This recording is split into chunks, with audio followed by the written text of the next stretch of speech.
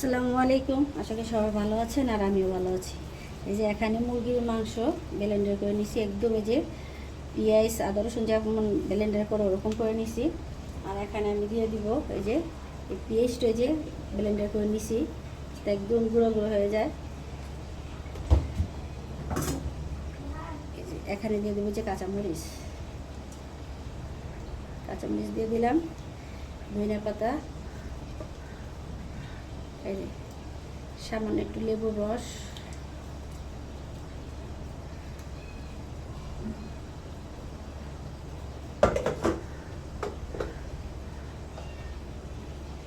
আদা রসুন বাটা, গরম মশলার গুঁড়ো,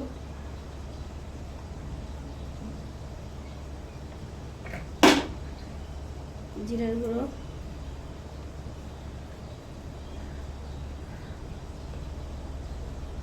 মরিচের গুঁড়ো, এখানে আছে যে গোলমরিচের গুঁড়ো, স্বাদ মতো লবণ,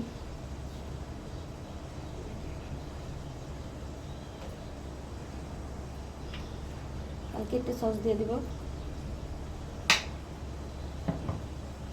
সয়া সসও দিয়ে দিব।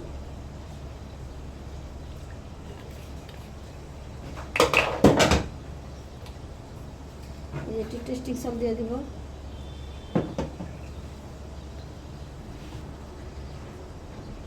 এই যে ডিম ভেঙে দিয়ে দিব, ডিমটা ভাঙা ছিল দিয়ে দিলাম।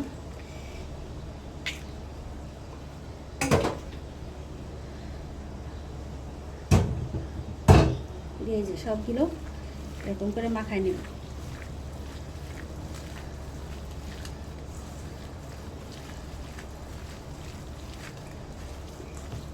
অনেকে এই টিকাটা সিদ্ধ করে ডালের সাথে খায়, ওইটাও খাওয়া যায়, কিন্তু আমি সবসময় চেষ্টা করি এরকম টাটকা জিনিসটা করলে সিদ্ধ না করে এরকম করে যদি কেউ করেন খায় দেখতে পারেন, অনেক ভালো লাগে। সবাই পোলাওর সাথে বা বিরিয়ানির সাথে, পরোটা, টিকা যেটা দিয়ে খাইতে পারেন। এই যে মাখানো হয়ে গেছে।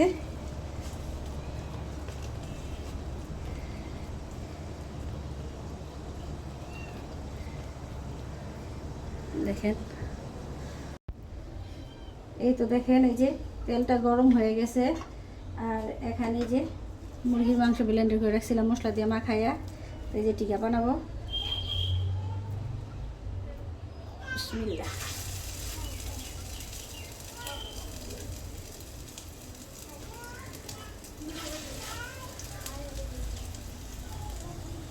এই তো দেখেন সবগুলো দিয়ে দিলাম, আর একটু বেশি বড় করে বানাইলাম যেহেতু নিজেরাই খাবো, তাহলে একটু বড় করে বানাইলাম।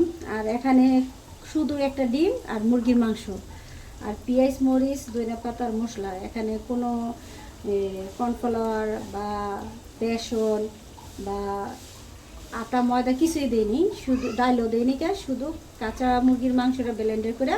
এই যে কেউ বড় বলতে পারেন বা পেঁয়াজও বলতে পারবেন, কেউ টিকা বলতে পারেন।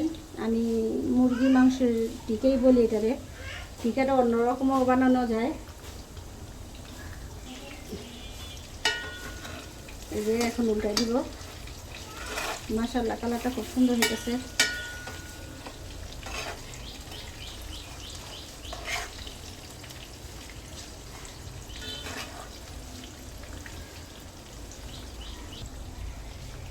এই যে জালটা কমাই দিলাম, কিন্তু বেশি জালে বাজলে উপরেটা পুড়ে যাবো, ভিতরটা কাঁচে রয়ে যাবো। তো অল্প জালে বাজতেছি, একটু দেরি হোক সমস্যা নাই, সাথে থাকেন।